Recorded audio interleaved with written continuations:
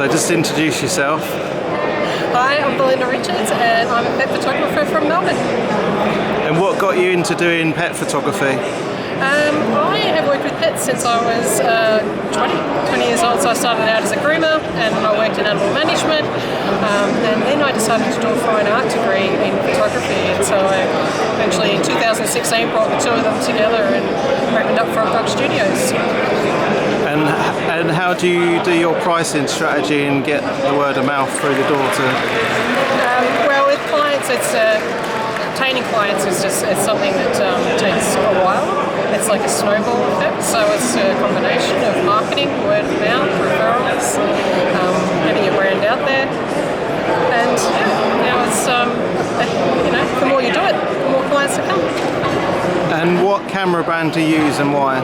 I use Sony. I've got an A7R5 and an A7R4, and I really love it. It's great for tracking animals, and frame rate's really good. So it's having such a high resolution camera allows me to shoot really, so that I can blow it up really large. And what lens do you mainly use for dog photography? I use a Sigma 35mm lens in the studio. That's all I use. It's a Sigma 1.2 Art DNG. So I just use it. And what has been your favourite image you've ever taken of all time? Oh, that's a really big question. I don't know about a favourite. I've got a couple that are pretty special to me. I've taken a photo of a great day, and then I turned into a composite that has done really well for me on the competition circuit. So it's close to my heart. And how do you think the photography show's gone for today? It's been really great, it's a lot bigger than anything we have in Australia, so it's been quite awesome wandering around and meeting people. Talk went really well, and I can't wait to get back here tomorrow. And with your pricing, how do you get the pricing work to get people through the door? Because obviously it's this day and age, it's hard to get money out of people. Yeah, so my clients, they pay a session fee to have their pets photographed, and then they purchase their artwork separately.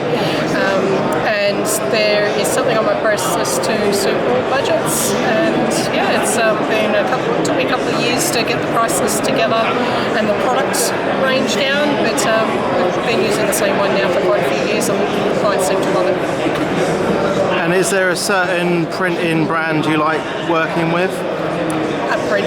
Yeah, do you have your own event printer as well? I do a lot of my own printing in my studio. I'm a master printer myself, so I do that. And for my bigger stuff, there's a couple of labs in Australia that I use, Soldex being one of them. And have you always been a Sony user? No, I haven't. I started off with a Nikon D800 when I first started out, and I decided to change over to Sony because their technology that they brought out was so suitable for animals. I switched over to that when I was ready. And is there any other areas of photography you used to do as a living?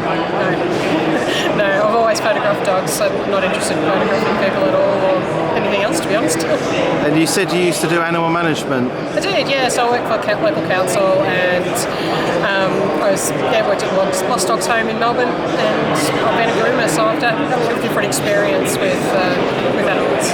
And if you wanted to get your portfolio, what would you do today if you had to start from scratch? Probably the same thing that I did, just keep yourself out there, ask people if you can photograph their pets, get your experience, make sure that you know what you're doing before you start charging.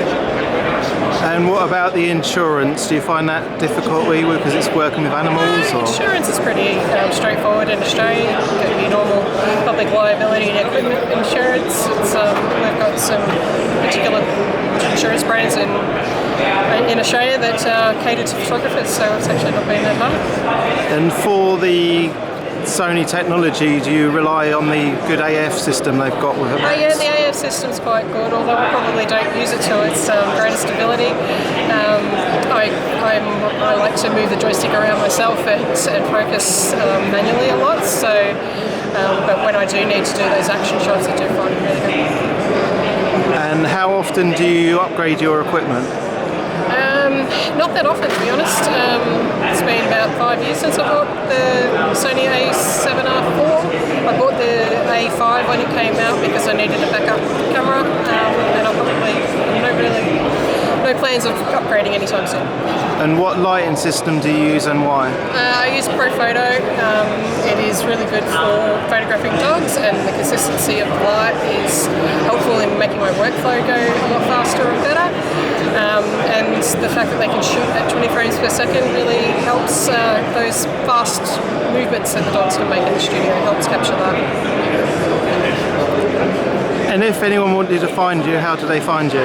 You can find me at belindarichards.com on the website, or you can find me on Facebook and Instagram at either Belinda Richards Artist or at Frog Dog Studios. And do you do any location shoots? No, I don't. It's all done in my studio. Okay.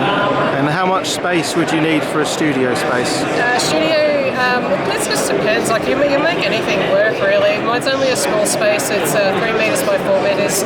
Keep it really functional, and yeah, it works for me. And what would be the delivery time for people to see the images after the session? I try to get the people in back that same week. So I usually shoot on a Saturday, have them back on a Thursday or Friday for their purchase appointment, and then it's 6 to 8 weeks after that they'll receive their order. So you always invite them to the studio to look at the images versus looking on the website? Yep. And what do you think people normally order the most? Most people will order our storyboards, so the multi-aperture storyboards and albums. They're probably the most popular things that our clients go for. And do you ever get requests to buy the digital images as well? Yes, but if they purchase those, they get the digital images with it, so it's usually costs about the same price. So if they want to just get digitals, they can, but they're priced accordingly. Would that be digital for screen only, or are they printable as well? No, they're printable. And what would you say your rates start from? Sorry? Your rates start from? My rates? Well, my session fee is $225, and then the cheapest thing on my price list is $950. Most expensive is about $3,500. So just something everywhere in between. So it'd be $250 for a session. $225 for this just to get their photos taken, so cover the cost of the session, and then whatever they want to purchase after that. Okay, so you do your time, and then if they want to buy the images, they can, and if they don't want to buy any, then you've still got the two. I've still got the $225. Okay. But that never happens. People don't come in to just have the photos done and don't take any home with them. So. And do you, when you get them in, do you jolly them up, like watch a big screen and watch them that way? Yeah, I've got a big projector, so we just we watch a slideshow and go through the images then and help design what they want to hang on the wall. And how many images would you give out of a session? I usually try to show somewhere about between 30 and 40 images. It really depends on the dog though. They can be unpredictable, so it just depends. And what are your tricks to get a misbehaved dog in to at least get a few shots out of it? Dogs don't misbehave. If they're hard to shoot, it's usually because they're anxious or scared. So it's a matter of patience and knowing how dogs work, dog psychology, and using those training tricks to help them feel comfortable in the studio. And is there any other animals you work with, or is it dogs only? I would photograph other animals, but not many people bring them to me, so probably 90% of the shoots I do are dogs, the other 10% are cats. And have you ever thought about doing equine photography as well? No, I live in the CBD, so there's not too many horses around. Okay. Well, thank you for your time today. Thank you. Thanks for having me.